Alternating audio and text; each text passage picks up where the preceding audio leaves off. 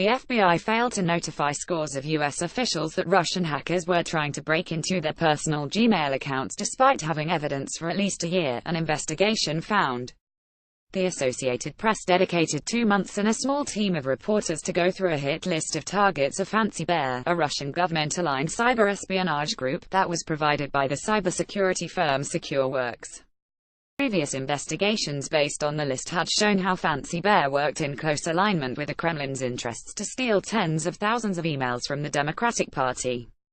The hacking campaign disrupted the 2016 U.S. election and cast a shadow over the presidency of Donald Trump, whom U.S. intelligence agencies say the hackers were trying to help. The Russian government has denied interfering in the American election. The special counsel Robert Mueller is leading an investigation into alleged collusion between Trump aides and Russia. Indictments have been made.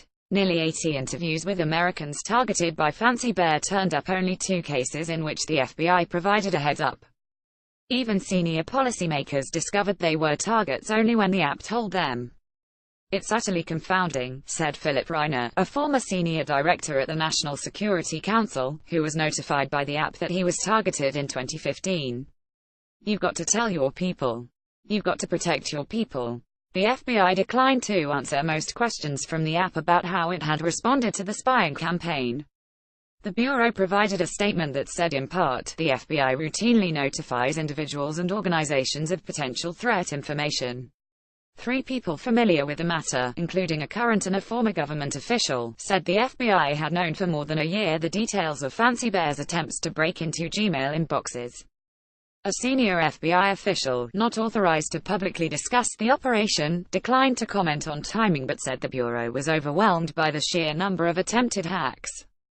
"It's a matter of triaging to the best of our ability the volume of the targets who are out there," he said. The app identified more than 500 US-based people or groups and reached out to more than 190, interviewing nearly 80. Many were long retired but about a quarter were still in government or held security clearances at the time they were targeted. Only 2 told the app they learned of the hacking attempts on their personal Gmail accounts from the FBI. A few more were contacted by the FBI after their emails were published in the torrent of leaks that coursed through the 2016 election. To this day, some leak victims have not heard from the Bureau at all. Questions over the FBI's handling of Fancy Bear date to March 2016, when agents arrived unannounced at Hillary Clinton's headquarters in Brooklyn to warn her campaign about a surge of rogue, password-stealing emails. The agents offered little more than generic security tips the campaign had already put into practice and refused to say who they thought was behind the attempted intrusions, according to a person who was there and spoke on condition of anonymity because the conversation was meant to be confidential. Questions emerged again after it was revealed that the FBI never took custody of the Democratic National Committee's computer server after it was penetrated by Fancy Bear in April 2016. The former FBI Director James Comey testified this year that the FBI worked off a copy of the server, which he described as an appropriate substitute. Some of those contacted by the app brushed off the idea that they were taken in by a foreign power's intelligence service. "I don't open anything I don't recognize," said Joseph Barnard, who headed the personnel recovery branch of the Air Force's Air Combat Command.